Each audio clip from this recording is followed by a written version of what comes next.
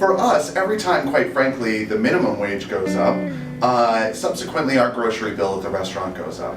Subsequently, as a result, every time menu prices increase in any incremental amount, whether it be 1 to 2%, we see a bump in pay as a result of that. And so it's really important to recognize that we are essentially commission-based salespeople, and we prefer that system. There's been data out of the Harvard Business School as well as Upserve to show that guests prefer tipping, workers prefer tipping, and it's not broken, it doesn't need fixing.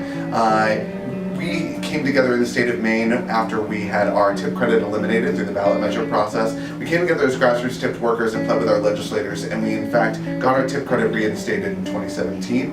And we recognized the real need for a national voice for the preservation of the tip credit, as organizations like Restaurant Opportunity Center or One on Fair Wage are going to continue to try to push this legislation forward, even though it's not in the interest of workers. And oftentimes, they can't find local support to back their positioning because it just doesn't happen. We, the workers, the voices of the folks who are going to be most intimately impacted by this law, are standing up and speaking out and saying, preserve the tip credit, save our jobs, save our industry. Customers will pay the price through a number of different ways. So the unintended consequences of losing the tip credit are forced automation. You're going to be ordering from iPads at your table.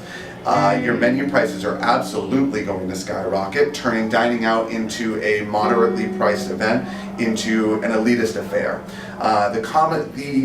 The price elasticity as it surrounds restaurants, you're going to pay whatever you have to pay to fill up your gas tank.